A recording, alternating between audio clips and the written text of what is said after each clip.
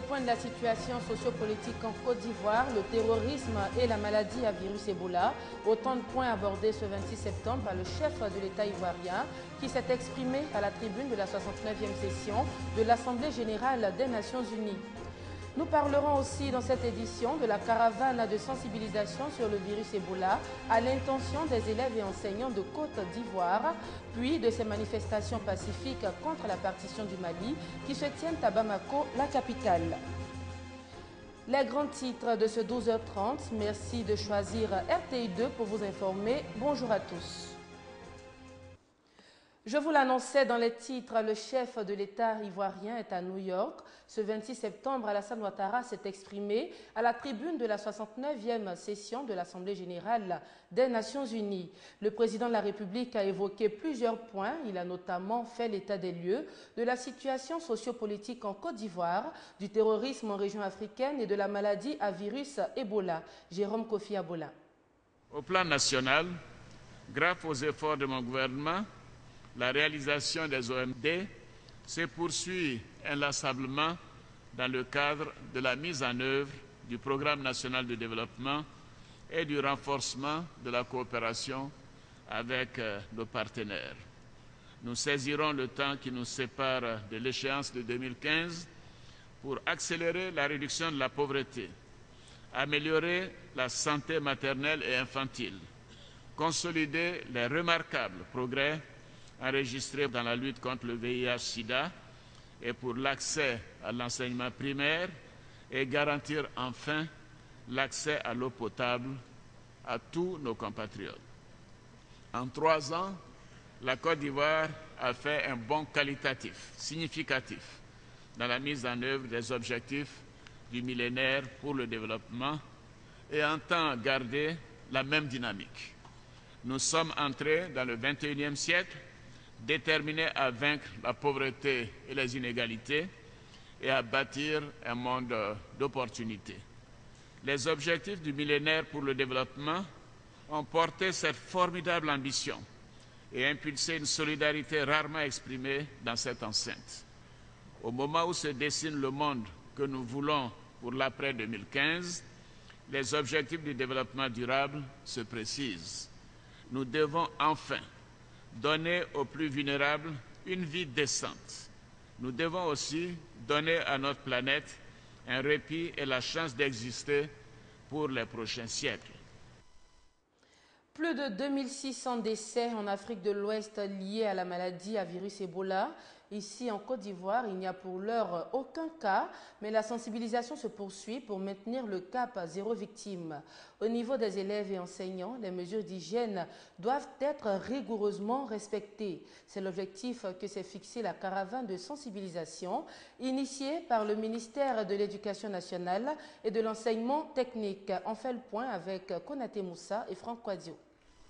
Des élèves et leurs enseignants loin de la salle de classe pour un cours bien particulier. Le lavage des mains, une des mesures préventives contre le virus Ebola, est la matière du jour. Nous sommes au foyer des jeunes de Koumassi.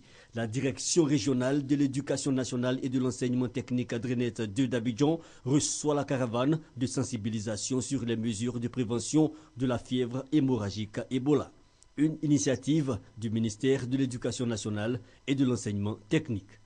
Cette maladie nous donne un prétexte pour cette sensibilisation à l'hygiène et à l'assainissement de nos établissements scolaires.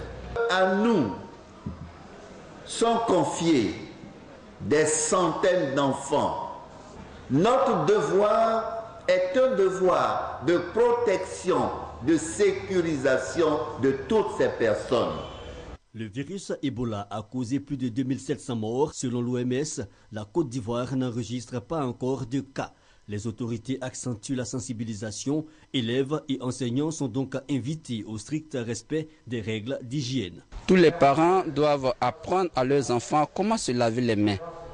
Les différentes étapes du lavage des mains qu'on nous a montré, nous allons le développer au niveau de l'école. On doit toujours se laver les mains avant de venir à l'école. Et si on vient à l'école, de laver les mains pour éviter le virus Ebola. Cette caravane de sensibilisation sur les mesures de prévention du virus Ebola va sillonner les 36 directions régionales de l'éducation nationale et de l'enseignement technique de la Côte d'Ivoire. Avec plus de 1000 tonnes de noix de cola produites par an, la Côte d'Ivoire est le premier producteur et aussi le premier exploitateur mondial de cola. Pour maintenir ce rang, acteurs du secteur et ministères de tutelle se sont entretenus récemment. C'est ce que nous dit Franck Quadio dans ce reportage. Le financement d'un marché sous-régional de la cola dans la commune d'Agnaman et l'instauration d'un système de conservation. Ce sont là quelques doléances présentées par les acteurs de la filière au directeur général du commerce, représentant le ministre de tutelle, Jean-Louis Billon. Regroupés au sein de la Fédération nationale des commerçants professionnels et acteurs de la filière cola, ils entendent insuffler un dynamisme nouveau à leur secteur d'activité. Des doléances qui ont trouvé oreille attentive, le représentant du ministre du Commerce a réaffirmé l'engagement du gouvernement à valoriser le secteur. C'est une filière qui a un potentiel énorme et dans le cadre de la diversification des produits d'exportation, il était important pour nous de venir rencontrer cette filière afin de voir avec les acteurs comment mieux les organiser et comment faire en sorte que nous puissions mieux appréhender leurs problèmes afin de mieux nous organiser pour les accompagner. Chaque année, la Côte d'Ivoire produit 100 000 tonnes de noix de cola pour un chiffre d'affaires estimé à plus de 100 milliards de francs CFA. Une organisation s'avère alors nécessaire pour sortir cette mine d'or de l'informel. En bref et en image, vous allez le voir, l'émission de vacances à succès produite par la RTI Star Karaoke a connu son apothéose ce vendredi 26 septembre. 4 candidats étaient en compétition pour le titre de Star Karaoke 2014. Et finalement, c'est Elodie Amondi, la star numéro 2, qui a obtenu la Palme d'Or. Elle a séduit hier soir par les intonations de voix qu'elle maîtrisait parfaitement selon les membres du jury. Les temps forts de cette phase finale vous seront proposés dans nos prochaines éditions. Les Maliens ne sont pas tous pour la partition du Mali. Cette semaine, plus de 3000 d'entre eux ont pris part à des manifestations pacifiques à travers la capitale Bamako. Des marches pour la plupart organisées par des associations de la société civile. Non à la division du Mali. Oui à l'intégrité territoriale du Mali. Je vous remercie. Comme ce responsable d'une association de jeunesse, entre 2 et 3000 personnes ont manifesté ce jeudi à Bamako. Une réaction aux déclarations des groupes armés du Nord Mali, actuellement à Alger pour des négociations de paix. Ces derniers souhaitent l'instauration du fédéralisme pour mieux gérer le nord du pays.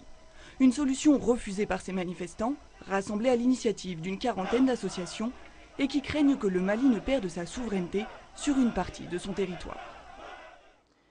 Tous les drapeaux sont en berne en France depuis ce vendredi et ce pour 3 jours. Le pays rend hommage à l'otage français Hervé Gourdel, assassiné par ses ravisseurs en Algérie. Et sur place en Kabylie où il a été enlevé, un hommage lui est également rendu. Regardez. Ils se sont rassemblés spontanément devant l'université de Tizi Ouzou pour rendre hommage à Hervé Gourdel. Le guide de montagne français a été enlevé et tué sur leur terre par un groupe islamiste.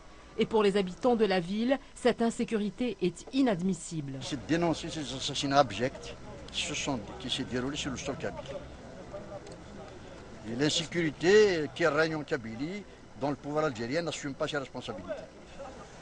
L'exécution de l'otage français, décapité par ses ravisseurs, fait la une de tous les journaux algériens. La condamnation est unanime dans la presse comme dans la rue. C'est affreux, c'est horrible, c'est odieux. C'est inqualifiable. Voilà. C'est inqualifiable. L'islam est innocent de cet acte. L'islam est une religion de paix. Il est temps d'éradiquer le terrorisme à l'échelle nationale. Il faut quand même la contribution de tout un chacun pour pouvoir éradiquer ce phénomène qui menace non seulement l'Algérie, mais je pense toute la planète. Près de 3000 soldats algériens sont mobilisés dans la région de Tizi Ouzou, une zone montagneuse où les groupes islamistes armés restent très actifs plus de 20 ans après la fin de la guerre civile. Et enfin, le 5 octobre prochain va se tenir au Brésil le premier tour de l'élection présidentielle. 2 femmes apparaissent à ce scrutin comme favoris. Il s'agit de la présidente sortante Dilma Rousseff et de l'écologiste Marina Silva. À un peu plus d'une semaine de l'élection présidentielle brésilienne, la présidente sortante Dilma Rousseff caracole en tête des sondages. Elle est créditée de 9 points d'avance sur sa principale rivale, la candidate écologiste Marina Silva. Chrétienne évangélique, hostile à l'avortement, Marina Silva pourrait se retrouver à un éventuel second tour.